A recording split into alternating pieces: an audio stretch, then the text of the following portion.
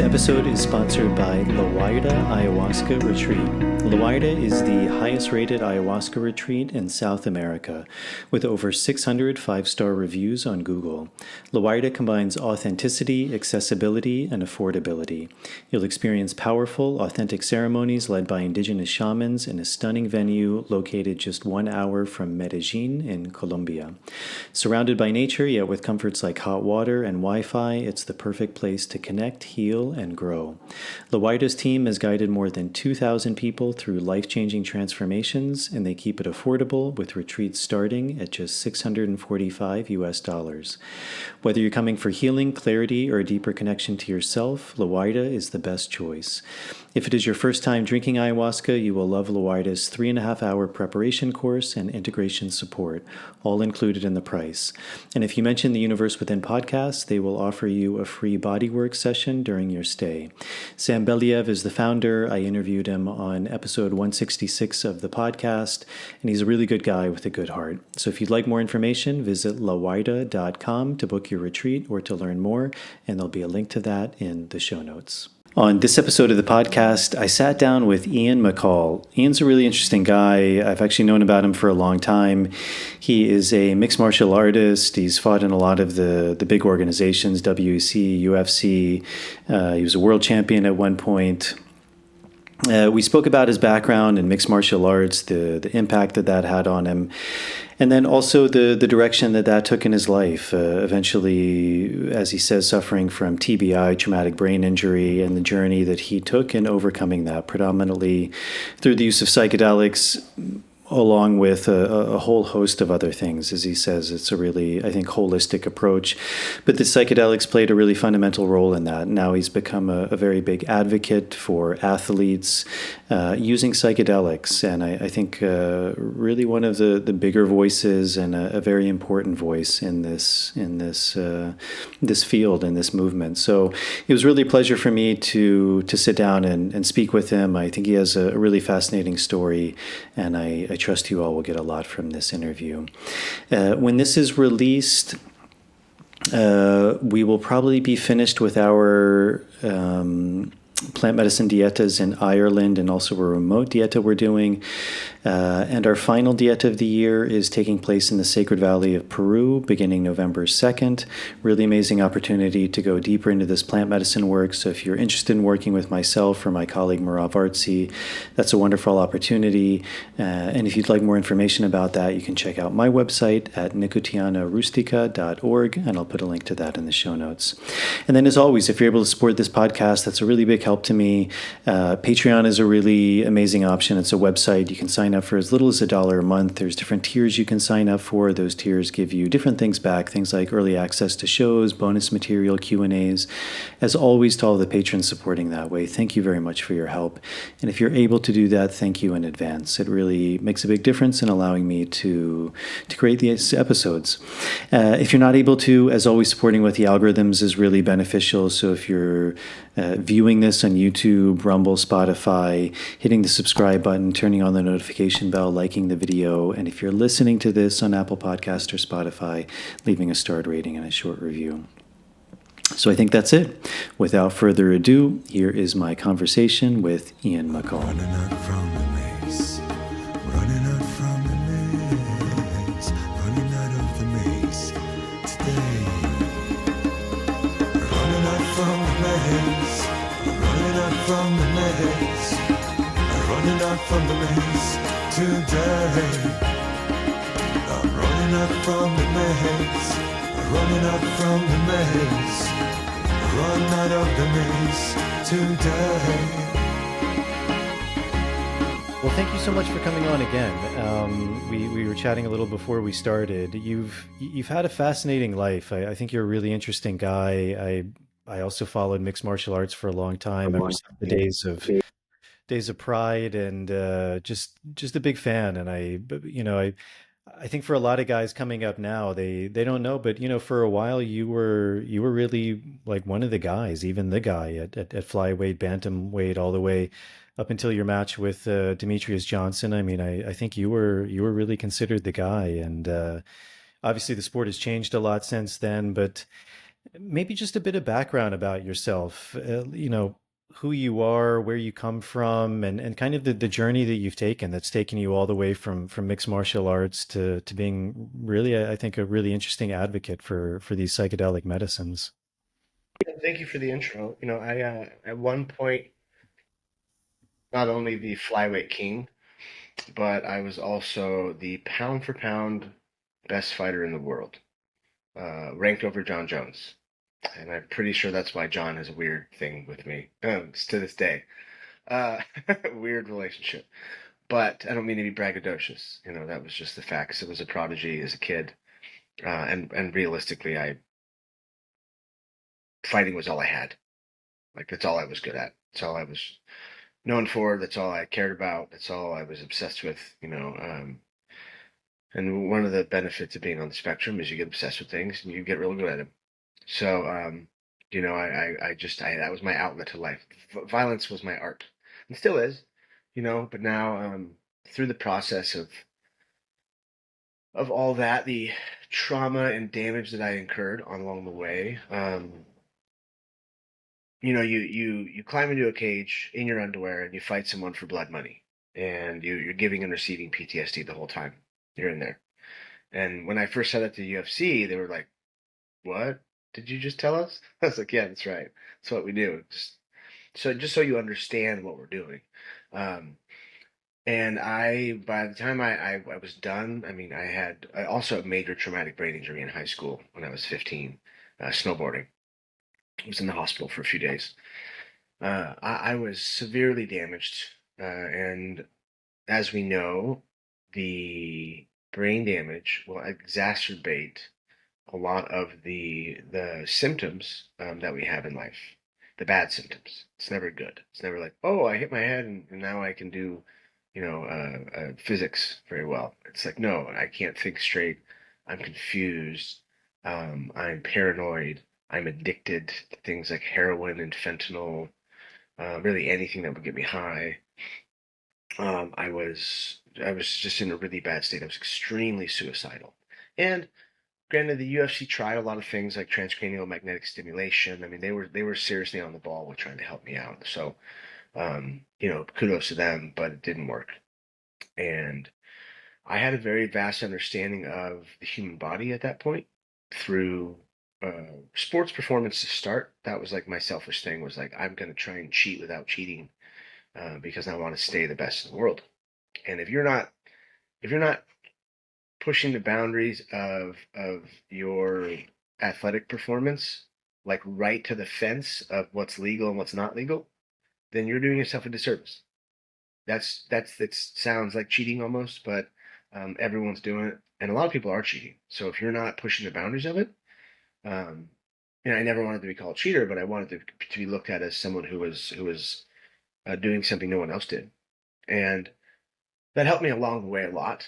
But again, back to being so addicted, being so broken at the end, I had two options, and that was end it all in some way, shape, or form, or it was fix myself. And my scientific understanding went from myself to my daughter when she was two years old, and she got very sick with juvenile rheumatoid arthritis. It was a vaccine injury, a vaccine and stress. Stress is a big part of it as well. The vaccines, as we now know, are terrible for you. I mean, we kind of always knew in the back of our minds, but um, when you look at things like SIDS, sudden infant death syndrome, that's brought on by vaccines. They just named it that because it sounded cool and it gave them some sort of out. Like my cousin died many years before I was born of SIDS. Um, so she got very sick. I went on an exhaustive search of how to fix my little girl, and we did it as a family. We did it. I talked to every doctor and scientist and nutritionist that could, athletes that had at RA, and it was like, take her off the chemotherapy drug methotrexate they put her on, take her off the painkillers and the anti-inflammatories and all the things that are ruining her little body on a genetic level, on a cellular level.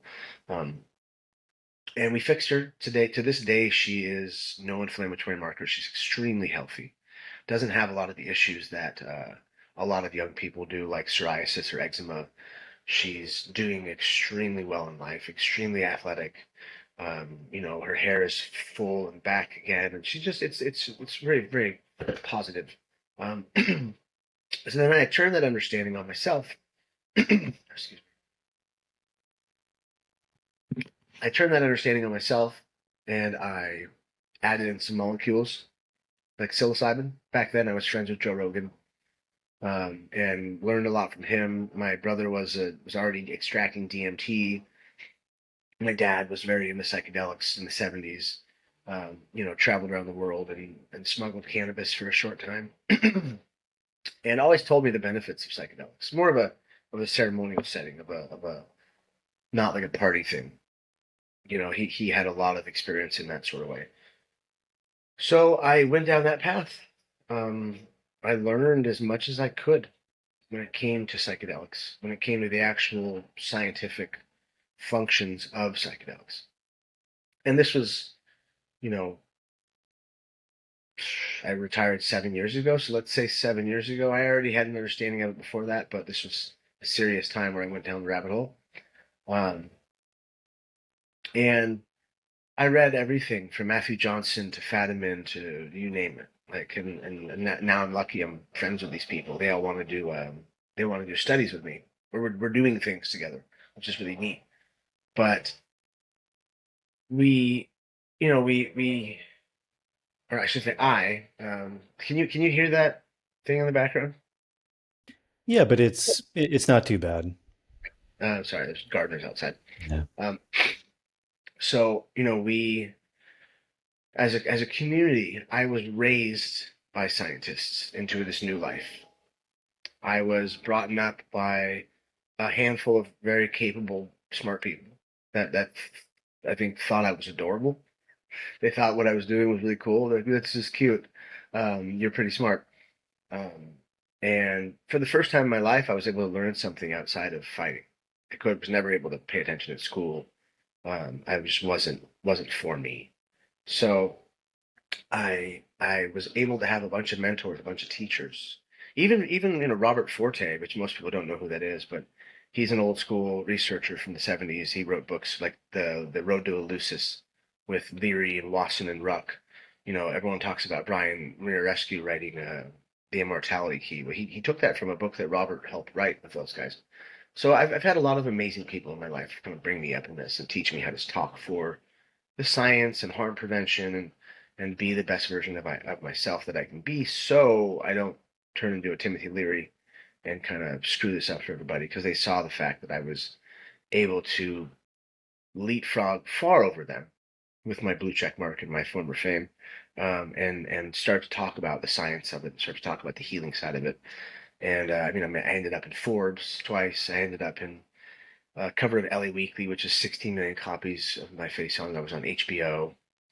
And I also got the UFC to agree to a study in 2019, or at least to talk about it in 2019 with Johns Hopkins University. And I'm not saying all this to brag or anything. It's just accomplishments I've had in the space.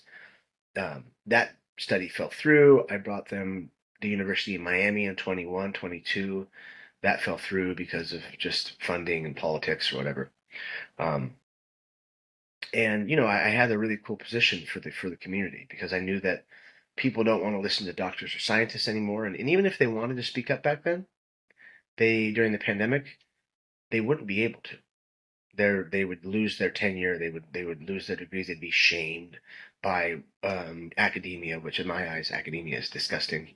It's full of a bunch of power hungry dorks that, oh, they finally have power. They have power in this very small sliver of the world, and now they're going to abuse it because they have the power in general. They've never been cool. They've never had any sort of sway over anything, and and they're brainwashed by all this crazy liberal mentality of we don't want to need to get into that, but you know what I'm saying. And I'm dealing with this with the IRB boards, through universities and stuff. And I'm like, these guys, these women, these people are just, they're not cool, and they abuse their power in an incredible way. And hopefully they don't hear this podcast. They don't abuse it more, but whatever. I always speak my mind. Now, um, I'm finally at a place as CEO of my nonprofit, which is called Athlete's Journey Home, where We are leading the charge with psychedelic research. We are at the forefront of collecting data on things like traumatic brain injury and PTSD. I work with a team called Onaya Science. We have the first PhD of ayahuasca in the world, Simon. We have Nige, our psychopharmacologist, my co-founder. Dr. Wei Feng. I mean, they've all given TED talks. Simon's given two. Wei Feng's given one. Both of Nige's, or both sorry, both of Simon's were both banned after he gave talks on ayahuasca, which is kind of weird. But and Nige, I'm sure will give a podcast or a TED talk eventually. So we have a killer team. We work with the Ayahuasca Foundation, Carlos down in Peru in Iquitos. So there's no higher legitimacy. We're working on the IRB study through the University of Lima. They were been very gracious to us, giving us a multi-site, multi-medicine study, which has never been done before. Stanford and Imperial and Melbourne were all just kind of like noses in the air. Like we don't know, maybe we'll give you something in 6 months if you're lucky. Lima was like, we'll do it. We'll give you whatever you need. And of course, we're still running into some issues with academics, but we'll get there. I think we're on a clear path to help that university gain some traction, gain some fame, really cement themselves as a top leader in that space because they're Lima.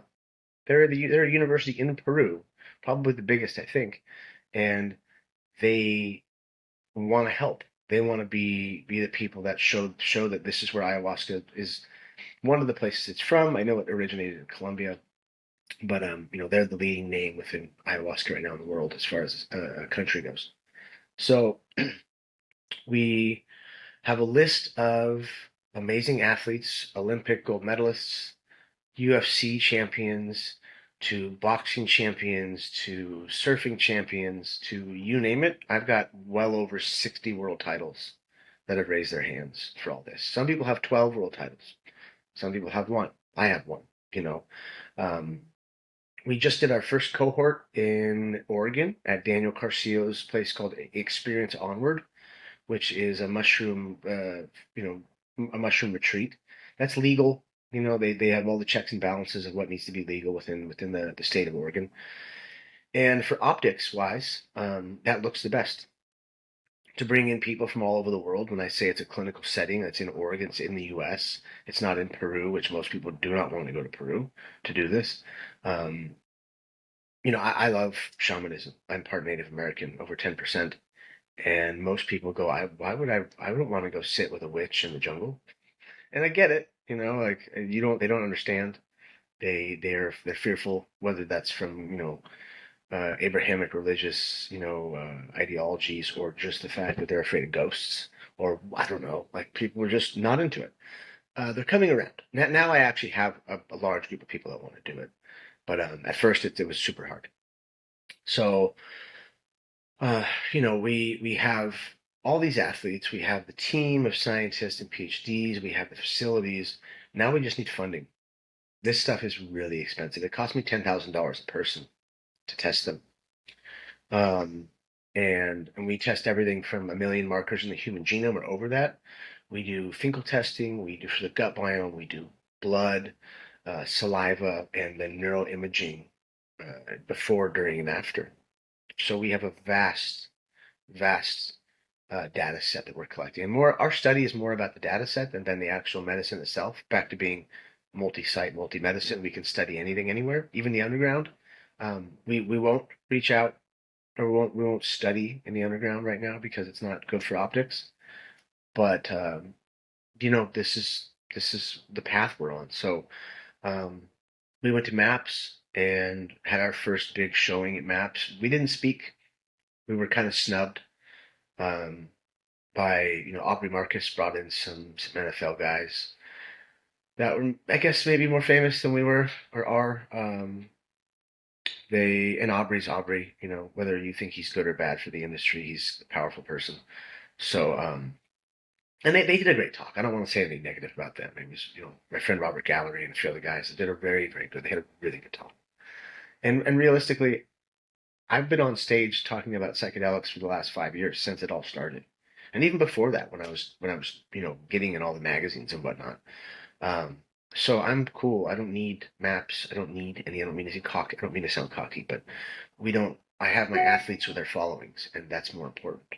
So the reach and the influence that we have, is huge, and I'm excited to just get my athletes on stage. I'm trying to be behind the curtain, kind of pulling strings and doing that sort of stuff. So, um, it's all happening. And then also now that Robert Gallery from the NFL and Anna Simmons from Pro Rugby, they both have their own nonprofits. One's, Anna's is doing addiction stuff.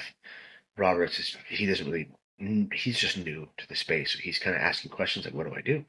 And I told him, like, look, we can pair up together. We can run the analytics. You don't have to go down this exhaustive path that I did. You're not a researcher. So just you get the money because that's what you're good at. You bring in the people and we'll make sure we get them tested and we get them verified that we're actually helping. Because that's, I think, the most important thing for the movement right now is collecting the data and then through what I call the pollination effect, a term that was coined by Melissa Don, who's a famous scientist in the space. Um, I'm the queen bee researcher, my team is, and they are the worker bees with their blue check marks and their fame and their influence. They can go out and pollinate all the ears, all the minds of people that will listen to them because people would much rather listen to them than anybody else in this world. Cool, man. Um, so there's a lot we could get into from that. Kind of going back to the beginning, the fighting aspect, the mixed martial art aspect. Yeah, I think a lot of people listening, for a long time. I mean, like I lived in New York City for a while, and even when I was there, mixed martial arts UFC was illegal. I mean, it took a number of years before it was even legalized. So I think there's still in the collective conscious this idea that mixed martial arts or martial arts in general is quite barbarian. It's like quite macho. It doesn't go hand in hand with this idea of psychedelics, which is peace and love and light.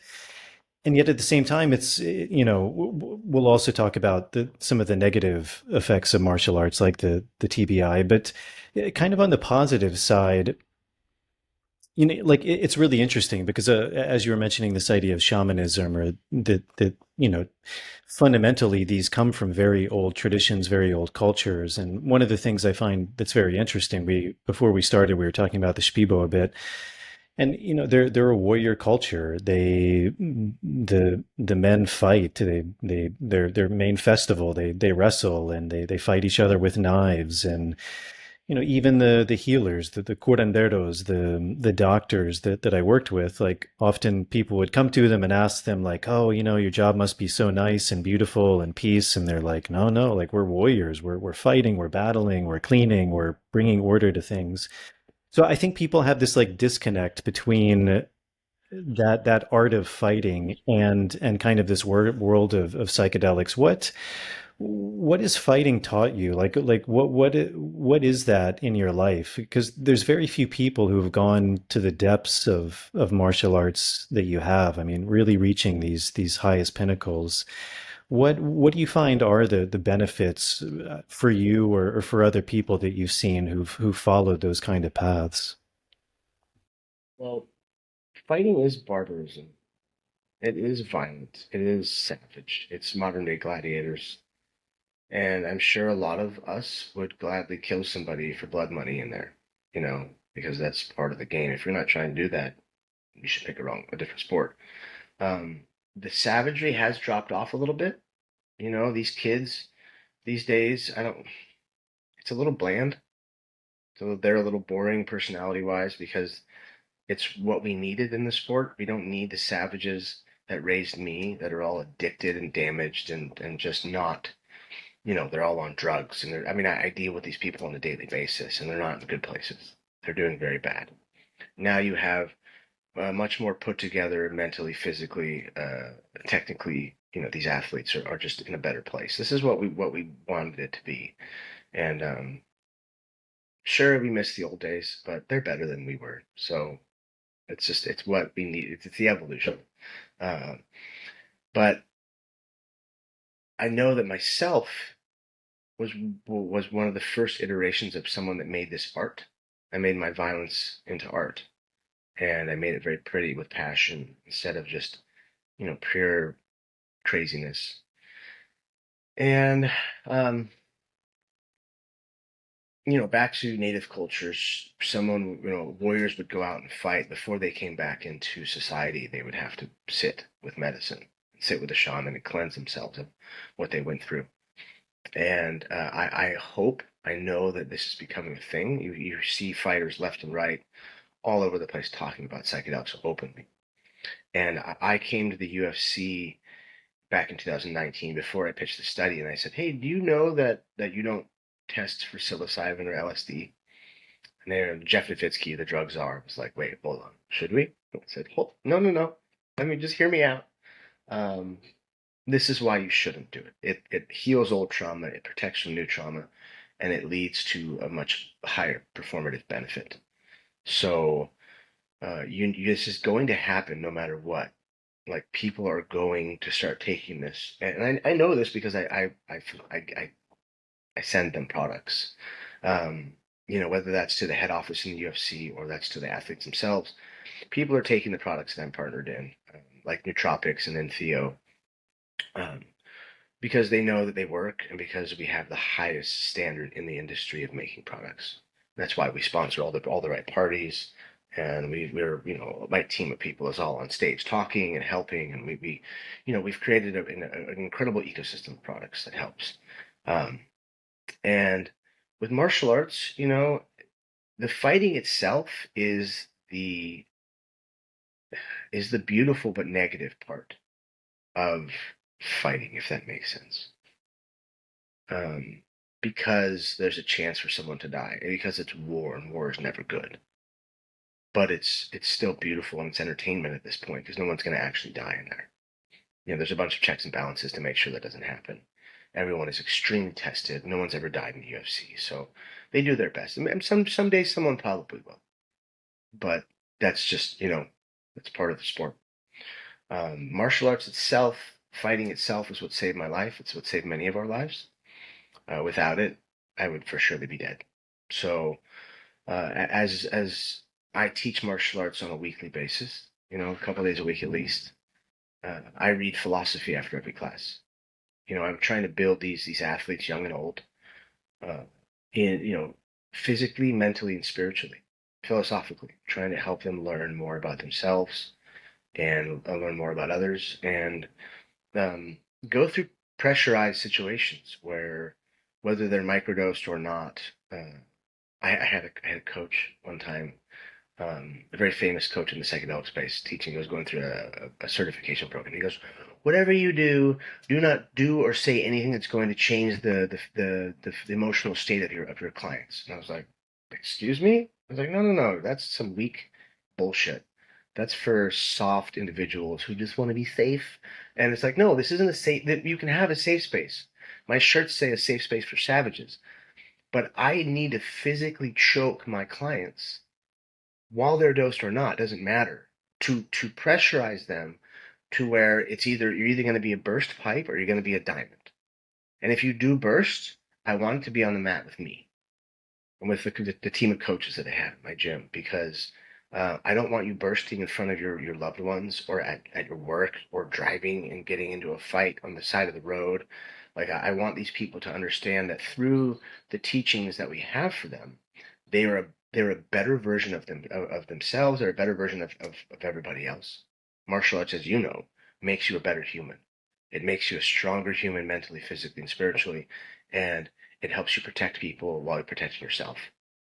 And I tell them, you must carry yourself as a black belt on the mat and off the mat. That's not even if you're a black belt. You better carry yourself that way, or I'm not going to teach you. And I will, when you come in here, I'll probably kick the shit out of you in the most loving way possible. If I hear you doing dumb things, if you're out hurting people and stuff, you're not welcome. Like, this is about being a better version of a human, and trying to reach enlightenment, because that's what we're all trying to do. We're all trying to just find this ways to get in touch with source or God or whatever you want to call it. It's really interesting, because obviously traditional martial arts, I think, have kind of taken a beating just because of the evolution of martial arts and how effective things like mixed martial arts are. At the same time, like one of the things I see in a lot of more modern forms of martial arts is there is a cut from tradition. Like, even when I started, like you had to bow when you entered the mat. There was photos of your teachers, your lineage up on the wall.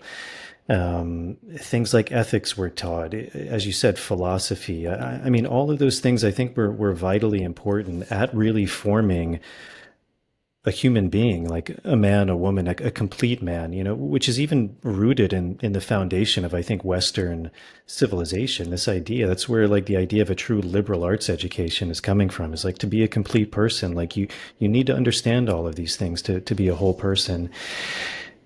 Do you like could you maybe talk a bit about other ways that you do that? I mean, I think that's so fascinating that you read philosophy after class, and like for me, I think all of those things are so important, and that idea, which is something that's, I think, very few martial arts schools would even think about anymore, that ultimately the path of martial arts is a path to enlightenment, like the path of psychedelics, like the path of religion or spirituality. Like they're not separate. Like ultimately that is the goal. Yeah, I mean, I I grew up obsessed, obviously. Bruce Lee was my first philosophy teacher, and obviously I didn't know Bruce, just my childhood hero, still my hero.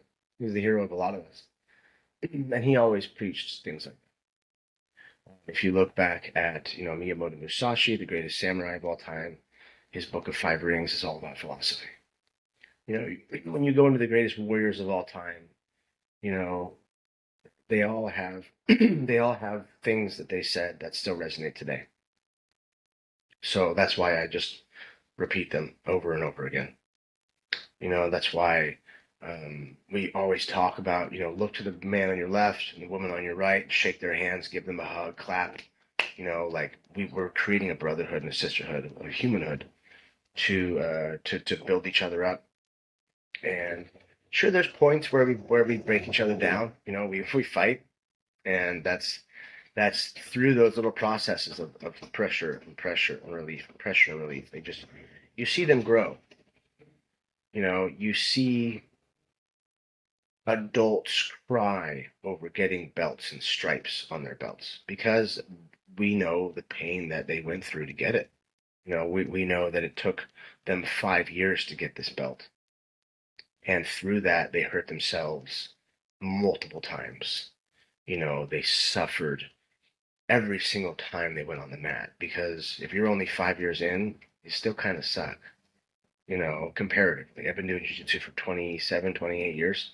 Um, and, it's hard. It's really hard.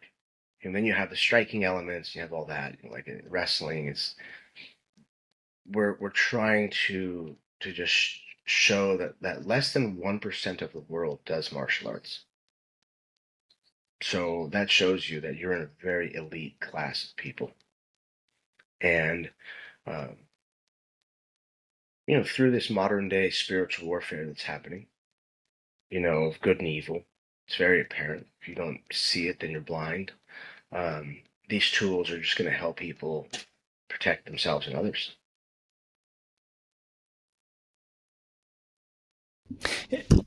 I know this is kind of maybe digressing off topic, but that's a term I've used for a while, and I think for a lot of people it is very self-evident. But for those who it's not, can you elaborate more on that? Because I think we are in a time of spiritual warfare. I mean, potentially we've always been. I mean, if you look at ancient cultures, they speak about different cycles of time, and perhaps it's an eternal battle. But it does seem we are in a time where there is a very concerted effort through propaganda, through control.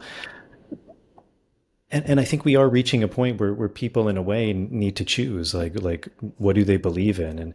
And I think that is one of the benefits of things like martial arts. Like as you mentioned, Musashi had a beautiful quote, which is, I think, something aligns along the lines of reality is not what you want it to be. It is what it is, and you must bend to its will or live a lie.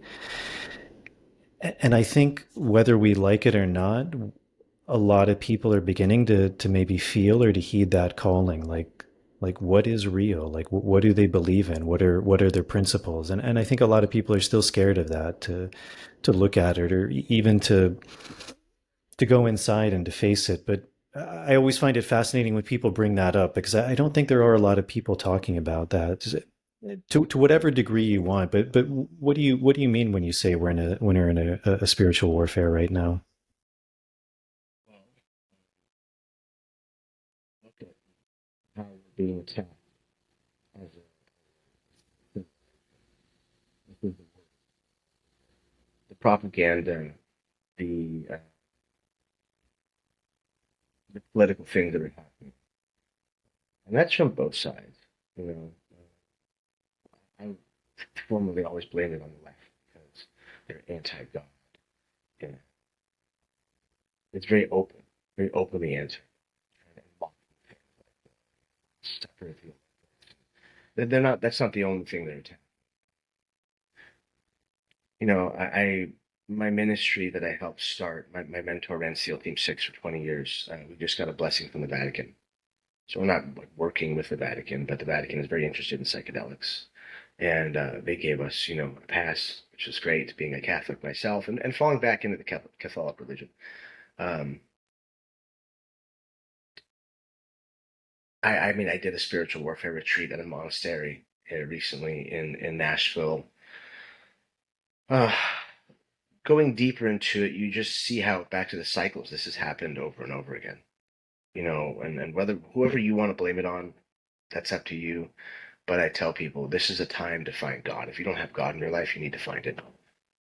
Whether that's whatever religion you choose, I don't care. If you look into all the Abrahamic religions, um, they teach the same things at their basis. And in my eyes, which Catholics will get mad at me for this, it's all the same God. It is. Once you've peeled back the layers and you push the books aside, you study the books like I have, and you push them aside because you realize it's man's interpretation of something that was once divine. You realize it's all the same source. The word God, capital G, has been bastardized and been taken advantage of, and we've been lied to ever since the very beginning. These books, once the message came in, it was verbalized or written down, it was manipulated. The message originally was divine. Um, and along the way, you have these people in charge have taken over and they've used it for manipulation of money and power and greed and for some reason pedophilia. And this is not what God wanted from us. So we've been manipulated this whole time. And as of right now, we're in biblical times, if you haven't noticed. We have volcanoes going off, multiple. You have an asteroid coming. You have the sixth war that Israel has brought on in all the other, Islamic countries. You have, even our own president, who I voted for, is doing some crazy Zionist wild things that you're just like, what is happening here? We were sold a lie on so many levels, and it's going to bring it's going to bring about the end of time in one way, shape, or another. And I've seen it. I don't mean to be crazy, but I have visions, like a lot of us in space who are very tapped in about the end of the world. And I won't get into those, but I mean, some of us have seen it, and it's going to happen because of the power and the greed and all that sort of stuff. It's very scary, and um, from other people that are super into the woo woo, which I love the woo woo. They're saying the aliens or God or whoever it may be that you want to line that up with is going to stop all this right as it happens. And I hope so. I do, because I don't want to see this place go to waste. But we'll see. Just tell people, keep a smile on your face, love people that are around you, and just try and make the best of it because it looks like it's headed in a really dark direction. So one of the interesting things I think about a lot of psychedelics, we spoke briefly about the Spibo, but for example, their word for ayahuasca, because ayahuasca is usually it's It's known as a Quechua word. But there, the Shipibo word for ayahuasca is uni. I think you were even saying you work for Onai Science, which is derived from that. And usually it has this idea of an aspect of knowledge or wisdom. And I think one of the ideas of wisdom is like to be able to hold two things at the same time, to in like a Buddhist way, to have your foot in both shoes, in two people's shoes. And we were talking about martial arts, and it's interesting how even we were talking about like these cycles of time, like everything seems to work that way. But even with something like martial arts, I mean, like I was saying, in New York 15 years ago, it was illegal. It was still really looked down upon as something very inhuman. Now it's kind of taken off, and it's like it's on the posters in Times Square, and kids are doing it, and it's kind of also looked at as it just pure good, and it reminded me of kind of the same thing with marijuana. Like marijuana was demonized for so long, and then eventually something switched, and it was just seen as pure good, and there was no negative effect to it. And I think people are also realizing, like, yes, it is good. It's medicine. It's amazing. I mean, it's one of the paths of spirit. And yet, like, you are having people who have psychotic breaks because they're taking too much, or they're taking crazy strains of it. And people don't like to be able to speak about both things, because it's like then you have to take a side and fight for it, and that's who you are, and your identity becomes wrapped in it, rather than just saying like there's good to it, and sometimes there's some other than good. So in that idea of martial arts, I mean, I think there's a tremendous good to it, much like as you said. But one of the things that I think you're really doing good work on, which is this idea of traumatic brain injury, of concussions. I mean, part of the nature of stepping in a cage is you're getting punched in the face, or kicked in the face, or elbowed in the face.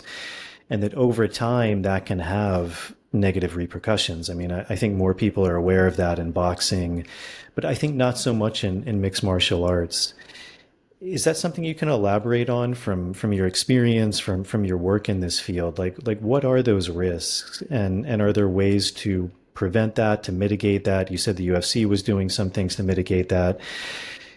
Is there a way to ever mitigate that fully, or is that just always going to be part of kind of the contract of when you step in the ring, that that's what it is? And what are some of those ways to mitigate that? Because I think people are beginning to understand that is a real issue. Yeah, harm prevention is something that I always preach in the psychedelic world, because I've seen people have psychotic breaks. I've seen people jump out of windows not on the first floor, hurt themselves extremely bad. They're still alive, but um, I've seen all the negative this industry has, these medicines have on people. Um, with with fighting, it just comes down to testing. It comes down to aftercare. Even before care, they're doing more and more tests all the time. They are making sure that athletes, aren't partying after. Drinking alcohol after a fight is not a good idea. Doing drugs after a fight is not a good idea. And this is something that we did every single time. We thought there's literally, you go out, you grab your check, get checked in by the doctor, go get a beer, pop an ecstasy pill before you even leave the arena. Then you're out to get parties and strip clubs and all the wild things that come with that. um, these athletes understand that they are a commodity, and that they need to make themselves as healthy as possible throughout their entire career. No partying, or at least a very small amount, to stay in shape constantly. To be doing things like hyperbaric chamber all the time, the cold plunges and the saunas and all that sort of stuff that I was doing from the beginning, because it's just stuff that I like to do, but I was also partying a lot. So yeah, they have the tools now. I haven't been the only one preaching the tools, because I've been out of the UFC for a long time, and I haven't been an active participant in quite a while. I had to go find myself and get better first, and then now I'm thinking about coaching again, on a more serious level. We'll see if it happens or not. I don't know if I have time, but to have people like myself in the space that are educating these athletes with so much understanding of human performance and healing, we'll just see a lot less injuries, and a lot more recovery when it comes to injuries, whether that's body or brain.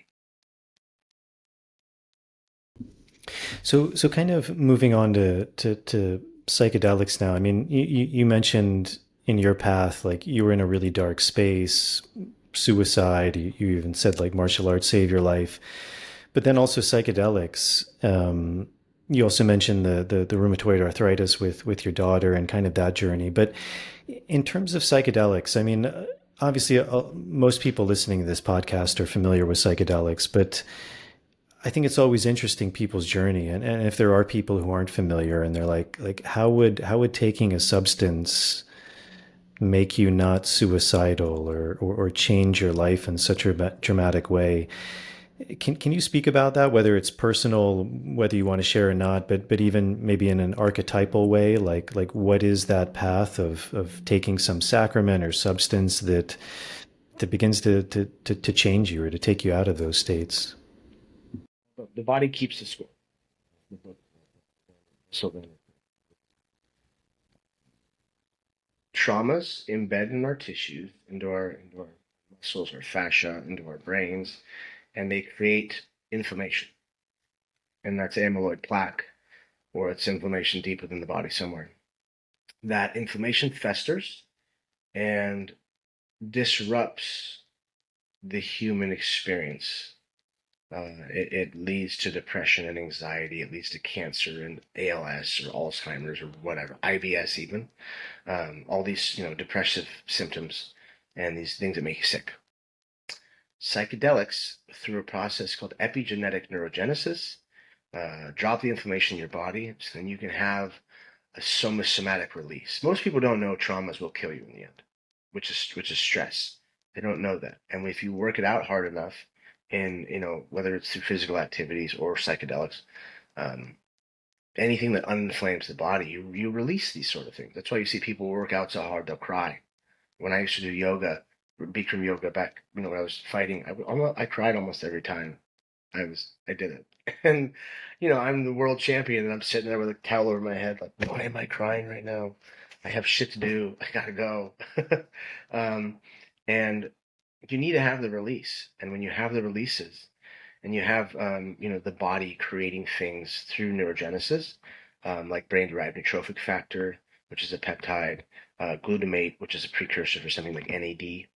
So you have a mitochondrial reset and an actual miracle grow for the brain that help your body, create new cells, and heal damaged cells. Which, I was told years ago that, look at your brain as a circle, and you have a black spot in the middle. That's the damage, that's the dead tissue, and it goes from black to gray to white. Well, we can, the white's living, the gray is damaged, we can heal that, and the black is just dead. I fought back against that ever since, and I've realized we can heal the black, we can heal the dead tissue. And this is still theoretical, but I don't, kind of not. We're working on it. I'm not a scientist, so I can say whatever I want. I can tell you these things are true without getting, some shit for it. But when you're able to have the big release, whether that's on ketamine or ayahuasca or mushrooms or whatever, you're able to now function properly. The neural pathways people talk about. Well, at the end of a neural pathway, it could be a technique that you learned, or it could be a trauma that you've been through. And when you have the production of those chemicals I just spoke of, you heal the pathways, you smooth the pathways out. So then the thought getting there is not disrupted. The thought itself is the depression, is the anxiety, is the confusion of not understanding how to interact with this thing that happened to us, or this thing we're trying to do. And when you have a clear pathway to deal with it, then you can sit back and go, okay, not today, Satan. Not today, trauma. Like, I'm not doing this today. I can see you. I can put you in a box. I can put you behind me. So then I can actually go through my day and not be disrupted with whatever thing is plaguing me. So you mentioned a few things. You mentioned you had worked with psilocybin, ayahuasca. I think you've also worked with ibogaine. Have you found in the work you're doing, especially with athletes, that there are certain plants or substances that tend to work better, or do you find they all have their own medicine and they're each kind of they have their own way of working? Or, like how do you decide what you begin to work people with? Start with mushrooms. Mushrooms is the gateway to this. Obviously, someone's not fighting on ibogaine. Now, iboga, I haven't started microdosing iboga yet, but I have some coming to me right now, and I'm going through a stint of sobriety at the moment. I think that's very important for people to have, and but I will be taking the iboga microdoses because I just want to see how they work, and whether that's true sobriety or not, besides the point. That's just what I do. Now, with most people, it starts with mushrooms. And I tell them, you have to understand your measurement. You have to be your own citizen scientist and take so much to go to work, so much to deal with your family, your kids, so much to work out. You have to figure out, what works for you. And then the next thing would usually be LSD. Um, I'm not telling people to go, work out on ketamine or anything because that's usually doesn't work. Even though I have found amazing results lifting weights with ketamine or doing yoga on ketamine, obviously very small doses, but or cold plunging or sauna, and just trying to figure out how these things interact, even going in a hyperbaric chamber on medicines to help boost the healing properties of it. Now, uh, with the medicine and performance, people, those are the two, mushrooms or LSD are the ones that people stick with, and because again, you take MDMA, you're going to have a different response in your body. You're going to want to cuddle or you're going to want to talk or whatever. So right now, and also because the sporting organizations are not testing for psychedelics. They're not testing for mushrooms or LSD, where something like MDMA would come up in the methyl group. Um, so yeah, that's kind of where it seems to be at. I mean, if there is some novel molecules that well, I guess 4-ACO has worked really well with some people. So there are some other things, but they're all somewhat like mushrooms or somewhat like LSD. It just really comes down to the person. Mark the Shark Irwin, my bare knuckle boxing world champion, we have actual data on his runs sober, his runs on mushrooms, his runs on 4-ACO, his runs on LSD, and they all work. They all show serious benefits. So I think it just really comes down to the person of what they feel comfortable with taking before they do these sort of exercises or these sort of um, you know things they're trying to achieve. And that's in terms of microdosing. What do you see the benefits or the differences between microdosing probably over longer periods of time versus having some ceremonial experience like sitting and working with ayahuasca or sitting and working with iboga or ibogaine? Do you find there's different benefits, different insights that can be more beneficial to people? It just or just different ways of working? Yeah, if you're Aaron Rodgers, you're going to take or Kelly Slater for that instance. Most people don't know that's how Kelly won his last two titles. Aaron Rodgers went on to become one of the greatest of all time after ayahuasca. If you don't have the right coaching setup, you don't have people pushing you in the right direction, this could all, I don't want to say ruin your career, but it could ruin your career. It screwed me up for a while. I did it wrong, or it could lead you to retire. And I think most of the time when it leads someone to retire, it's time they need to retire. Um, but that just comes down to who is holding you accountable in the space. What sort of people do you have? And that's where it comes down to my team getting certified and coaching athletes through. Because some athletes are not trying to retire. Some athletes are trying to use this to become the best in the world at whatever they're doing. And if you come to me, you're good. You are. You're very good. Um, but you want to be great. Giorgio Gomez, the surfer that I work with, is on the precipice of that, and he's trying to use these to get better. He took 10 grams of mushrooms in ceremony here in San Diego on the La Jolla Reservation with Shane Norte and myself, my brother. And 2 weeks later, he went and placed fourth in the world in surfing. So it it works. We have proof. Um, some people, like Mark the Shark Irwin, will take large doses while they fight.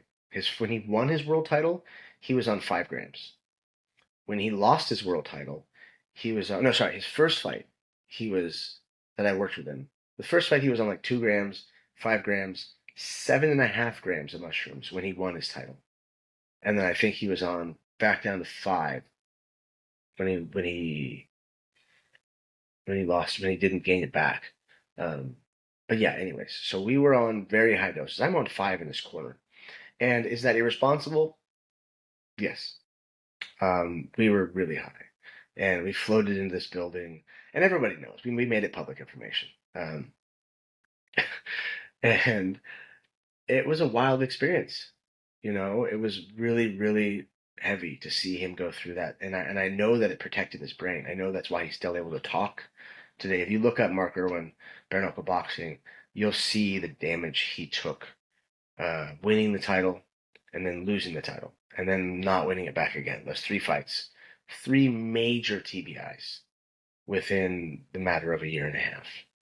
And that's along with all the sparring that he did. But it worked. We won. And I mean, this is someone who had his ear falling off. He had a hematoma that was like literally this big off its side. The worst hematoma I've ever seen in my life. He had a broken jaw, broken nose. He had rhabdomyolysis, where his body's pushing so hard he's essentially dying. I thought Mark was gonna die. And being on 5 grams, watching your basically little brother almost die in a ring, was extremely traumatic for me. So it was a weird experience, but you can take these large doses and you can still accomplish things. You can still get into a crazy flow state. Now, do I recommend that? No. I tell people take a microdose. Maybe take 2 microdoses. You get a microdose through training, and then once you have an actual event take place, you take what I call a performance dose, which is just enough to turn the volume up with all your senses to be in a real true flow state, but you don't want to go over because then you can have a bad performance, and then it was a hindrance.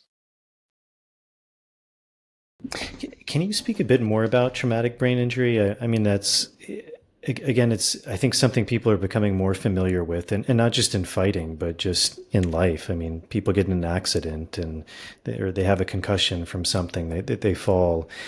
Like, what is actually happening in the brain? I mean, you spoke a little bit about inflammation, which I think also a lot more people are becoming aware of. Like, the really strong, like ultimately devastating consequences of inflammation. But what's happening with traumatic brain injury, and then how like these aspects of microdosing or working with psychedelics can actually reverse that. I mean, even fascinating. I don't know so much about the level of science too, but that wouldn't surprise me, as you said, that those black areas of the brain can be regenerated. I mean, that seems very likely to me, actually.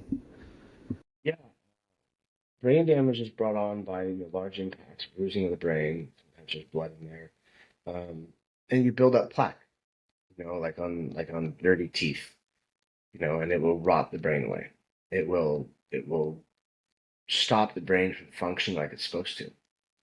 And when you have, neurogenesis happen, you have the production of the molecules I was talking about. Those clear up the inflammation. They actually heal the brain. They're miracle grow for the brain. And once you're able to over time, my protocol is 5 days on, 2 days off. It was the McCall method, which is my for-profit business. Actually, weird name. Having a business with my name on it's kind of strange, but it's cute. Maybe it'll change one day. I'm not really care about the name, but all these protocols with Fadiman or Stamets were like 1 day on, these days off, 2 days on, these days. I was like, that's not. You guys are normal. You guys don't have brain damage. I need a large amount of healing for my athletes, for my people that I work with. This information just doesn't reach just athletes. It's for everybody. And the brain damage, it will kill you in the end, or will make you kill yourself. It's why someone like Junior Seau shot himself in the heart with a shotgun, because the confusion that happens. You seem normal. You're still able to work out. You're still able to look good and feel good in some ways, shapes and forms. But the brain is the biggest enemy. That damage is just completely holding you back from living a normal life. you are so confused and so angry, and you feel like you've turned into a monster because you're just negative,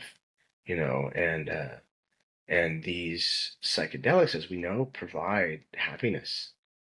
They give you some reprieve from all that, and they allow you to, whether that's, talk to God or a dead relative or friend, um, to really have perspective on your life, to pull yourself out of the bullshit and look at everything and go, you know what? Life isn't so bad. I'm going to make healthier choices. I'm going to start eating better. I'm going to start taking more supplements. I'm going to start doing cold plunging and sauna work more. I'm going to do all these things. I'm going to work harder at myself than just sit and stew in all the bullshit that I've been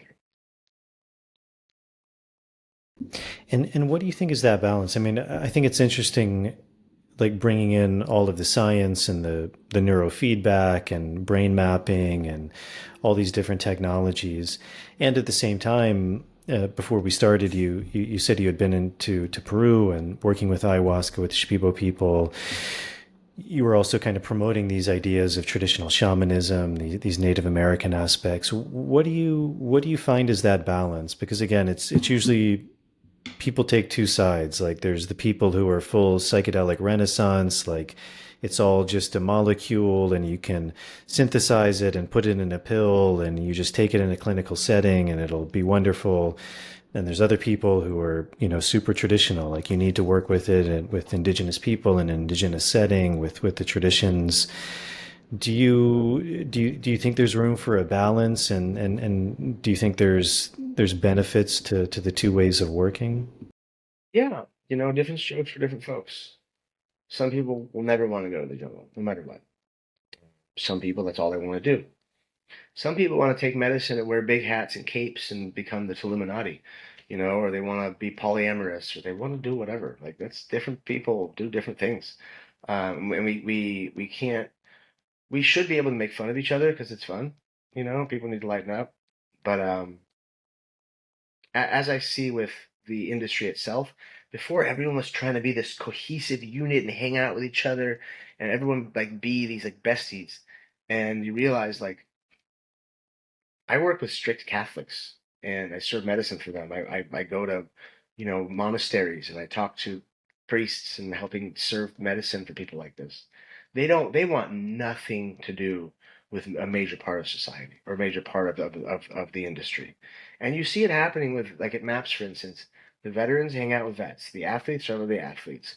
The spiritual woo woo people in those hats and capes, they're on their like, and it's okay. We don't all need to hang out and talk about the stuff that we do. Like we can all help each other, of course, with a smile on our face. But just like a pharmaceutical product to a natural substance, it's all very important. I learned this with working with Better You Ketamine back during the pandemic. I was helping write their integration handbook and their script for the clients. And I realized that a lot of people, like in Middle America, they want nothing to do with normal psychedelics or the industry itself. They just want to get their medicine in the mail from their doctor and they want to heal by themselves. Ceremony? Like, no, no way. I don't want to be around other people to talk about my feelings. Totally fine. You know, with the work that we're doing with Onaya and that, with Carlos and them at the Ayahuasca Foundation, or eventually all over the world with Daniel, whoever it is that we're doing this research with, we're going to collect a bunch of IP, which we wanted to do open source at first, but investors and donors and people that are, understand how this all works were like, it's time to grow up, Peter Pan. You Count Chocula, you're acting silly. You need to make money. If you don't make money, no one's going to take you serious. No one's going to give you anything. So you need to collect these things and give these people a benefit on the back end. And I said, okay, it's kind of gross, but eventually one day the amount of data that we're collecting right now, is going to be worth a lot of money, a weird amount of money. And we're all going to be weirdly rich and so on. And it's not why we're here again, but it's going to be cool, I guess. Um, and that I'm sure that information will be purchased by a large pharmaceutical company, who is to me is the enemy. But at the same time, if you want to give us all your money, that's cool. I'm fine with that.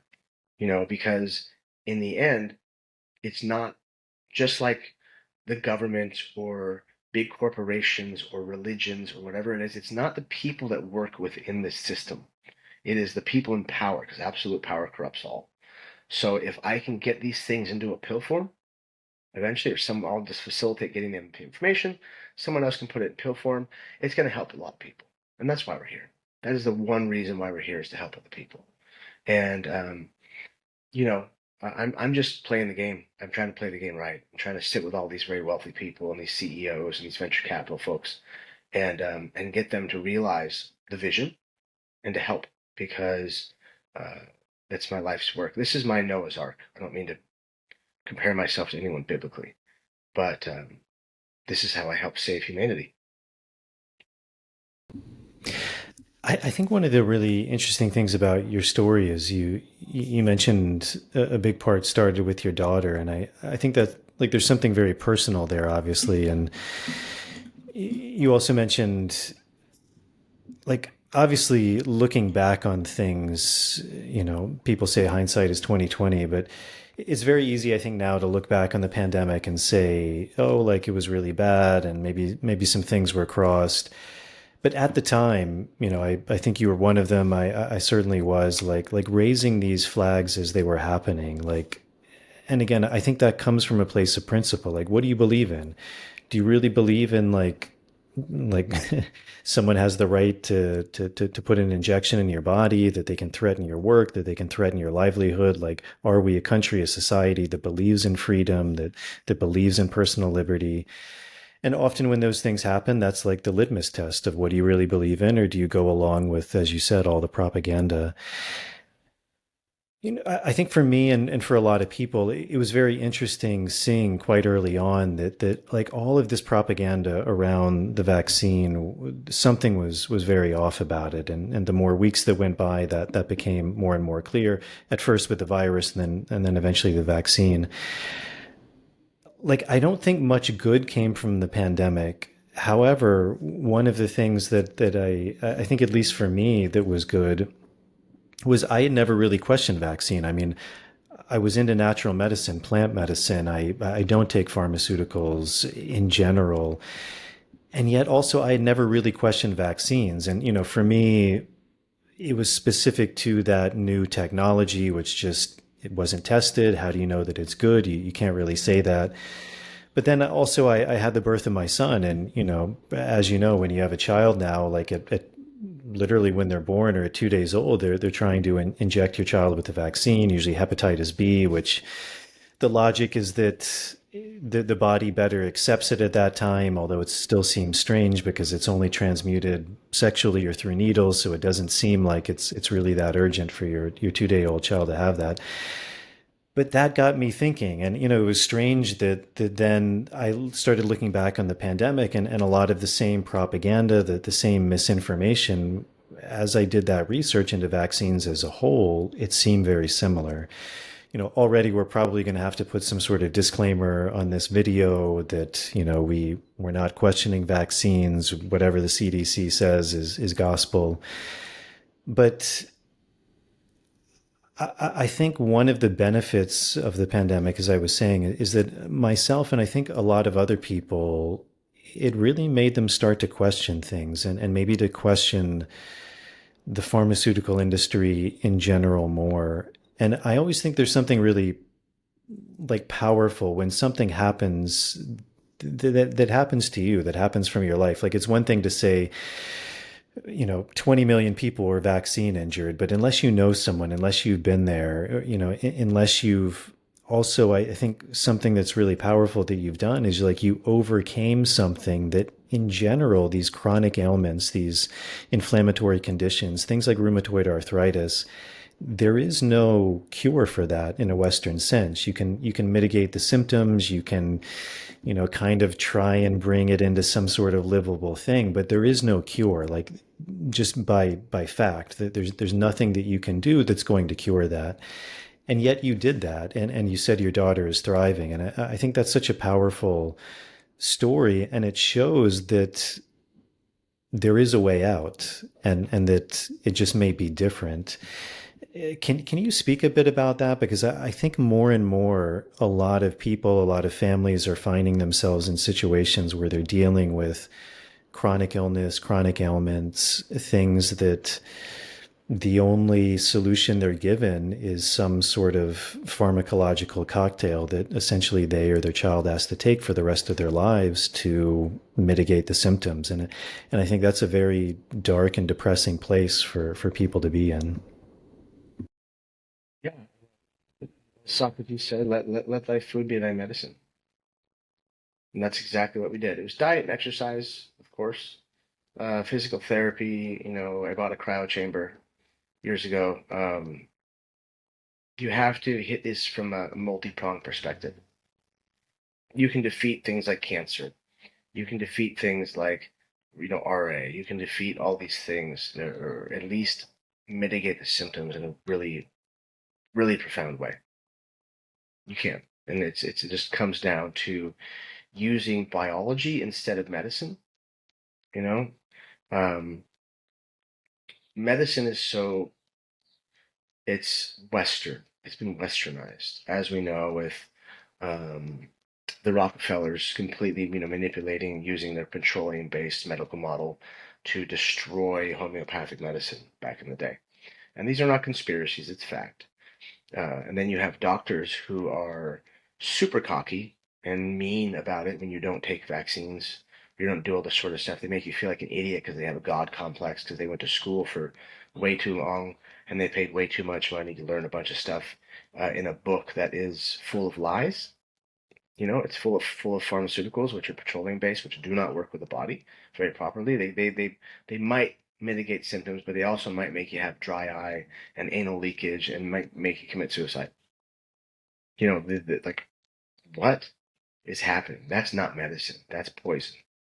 Um, and I don't mean to poo-poo all doctors, but most of them are on the wrong side of this, and they're fighting against it because they know that biology, peptides, stem cells, psychedelics, things like this, food are going to put them out of business completely, unless they completely change and their way of thinking, their way of interacting with clients, their way of business, because it's purely business at this point.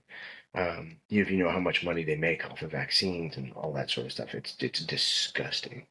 So, uh, yeah, I think if and when we make these choices as a society and we make it cool, we're not cool to be fat anymore. It's not okay. Sorry if you are fat.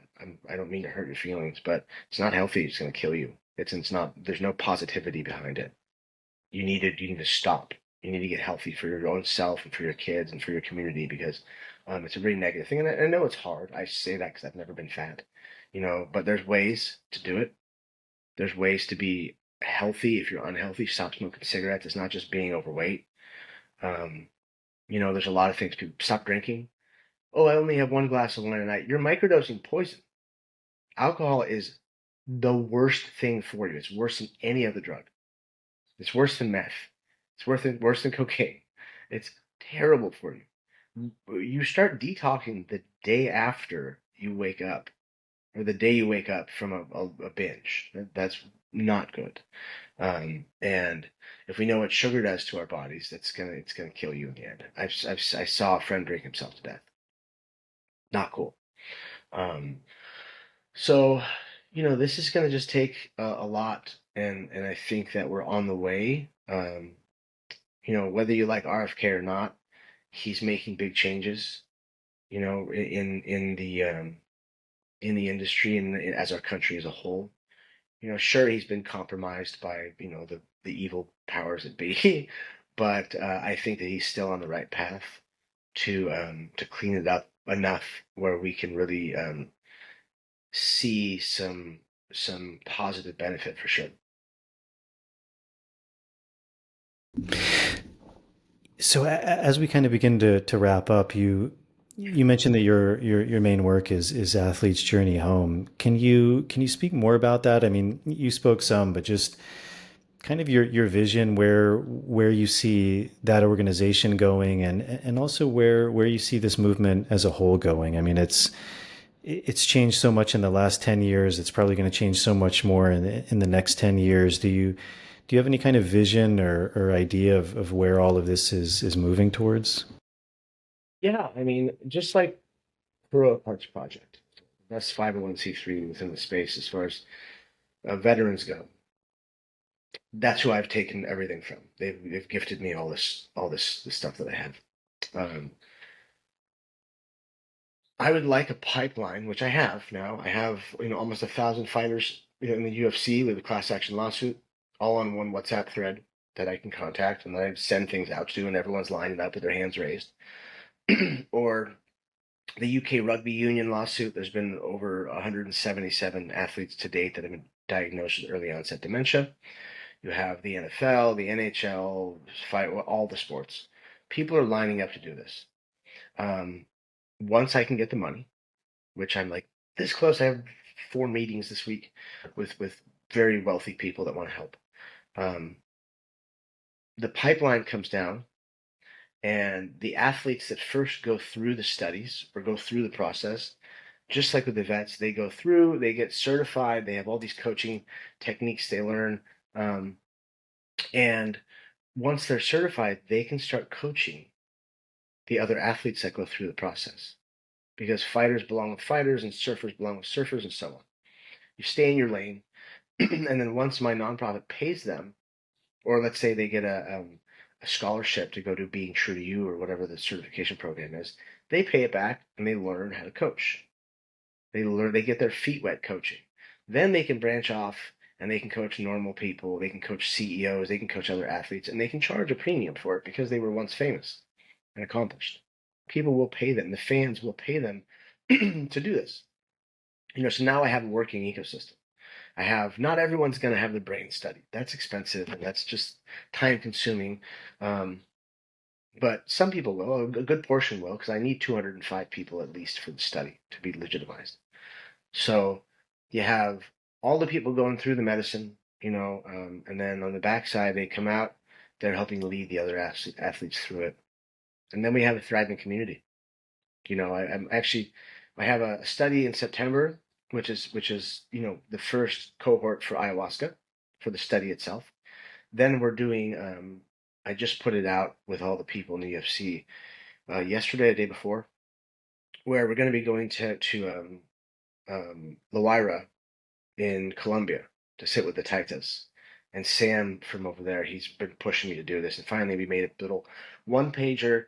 We can have 20 athletes go through this, and you know, can start the process of not being studied. Can start the process of just being healed. You know, because there are varying levels of damage to undamaged. Some people are doing fine. They just want insight in their life. They just want to make sure they're doing something positive for their brain and their body, and they want some new perspective. So this is uh, by the end of the year, I should have at least 2 to 4 studies with mushrooms and ayahuasca go through, and then another couple cohorts of people that are going to be doing this. And on a societal level, where do you see this work going? Do you think it's going to be more mainstream? Do you think there'll be avenues where people can have easier access to these things? Do you think it'll be more like, even as we were talking about, like kind of this classic liberal arts education that maybe even one day this will also be part of that, like that idea of what it means to be a complete person, like that you work on yourself, you go on these journeys, you do this because it does give you an insight that maybe from these other things you don't get the whole picture from. Through the pollination effect, that's how we're going to fix society, because people, or I should say veterans, kick the door in for this. They made this accessible to the rest of us. But veterans do not want to tell their stories for the most part, for good reason. The things that they did, the stories that I hear that they were a part of, whether they were the Team Six guys I'm hanging out with a lot, who killed literally thousands of people with their bare hands for patriotism, or it's the normal people that were an engineer in the military. They were all part of a larger organism that did some gnarly things, and they also signed contracts that they would never talk about this stuff ever again. So we can give them some peace. We don't have to pressure them into that. Athletes will not shut up about things. We all sit on the mat and we philosophize, and we're good at telling stories. And people resonate with us because they wore or they wear our outfits, our jerseys, and for the rest of their lives. They cried over our lives, our wins and our losses. They broke their TVs. They said, we won the Super Bowl, we lost the Super Bowl. You didn't do anything. I mean, from a sporting perspective. And I'm not trying to say anything negative about the fans, because the fans are the ones that put this shirt on our back. So this is our message to them. This is our this was our us giving the love back that they showed us, because they gave us everything. Chuck Liddell, a mentor of mine, always told me, look, when you interact with fans, you shake every hand, you look them in the eyes, you hug them, you tell them thank you, and you give them every piece of you, because they're the reason why you're here. And I always did that. I would never leave an interaction. I was getting mobbed at some times in my life. People were crying when I showed up places. Very weird. It's not the reaction I was going for. But that's the marketing machine. It was always someone else's job. My agent, my brother, my friends, to go, hey, look, if Ian's busy, he's got to go, but he'll sign as many. If you want to walk with us, he'll sign us. We walk. But we always had somewhere to go. So I think that when I get all these athletes to start talking about it, then the people that follow them, that listen to them, will be much more inclined to heal themselves, because the TBI, the CTE stuff, that's all buzzword. That's all cool information, and why we get IP. That's why we get the donations or the investments. But once we peel that layer off, then we can get to the good stuff. The fact that trauma only comes in a few flavors, and we're all afflicted with at least one of them. Who touched me, who hurt me, who left me, those sort of things. And when the public realizes that their heroes use those traumas that are plaguing everybody else to achieve what they achieved, and now they're talking about how they healed it, people will be much more inclined to go down this path of healing. Beautifully said. Chuck seems like a good guy, a guy with a good heart. He also seems like a guy who liked to party a lot. And he's the mentor in my life. I partied way too much. So I don't want to blame him for it, because I came in to that relationship a crazy person and a party monster. So, it was just, I found an outlet for our addictions, I guess you could say. Well, beautiful, Ian. Well, thank you so much. Is there anything we didn't touch on that you'd like to talk about before we begin to wrap up? No. That's it. If people are looking for healing, let me know. And follow me on social media as Ian McCall, or Athlete's Journey Home on all social media stuff. We just dropped our documentary, our mini doc about our first study. So go check it out. See the awesome people that we're working with, and please donate. Go to athletesjourneyhome.com. There's a donation link on there, and please just help us push this stuff forward. And thank you. Great. Well, I'll put a link to all that in the show notes. And thank you for all you're doing. I think you are doing God's work in just spreading this. It's medicine of our times, and it's medicine of all times ultimately. And it's beautiful to see people really spreading that and spreading it from a good place, a place of the heart. So I really commend you and your work, your journey, all you're doing. So thank you. Thank you for taking the time to do this. Of course. Thank you. All right, everyone. That's it. I hope you enjoyed that conversation. Ian's a really interesting guy. He's had I think, an amazing life's journey. So thank you for him. Thank you all for tuning in. As I mentioned in the intro, if you're interested in working with myself and my colleague Marav Artsy, when this is released, we still have one more plant medicine retreat, plant medicine dieta, which will be November 2nd in the Sacred Valley of Peru. We have 3 different weeks that people can come for. Really beautiful opportunity. If you'd like more information about that, you can check out my website at nicotianarustica.org, and there'll be a link to that in the show notes. And then finally, if you're able to help with the algorithms, it's always a really big help. So if you're viewing this on YouTube or Rumble, hitting the subscribe button, turning on the notification bell, liking the video, leaving any questions or comments. And if you're listening to this on Apple Podcast or Spotify, leaving a starred rating and a short review really helps to get this show out to a bigger audience. So thank you all again for tuning in. I hope this finds you all well, and I will see you all on the next episode.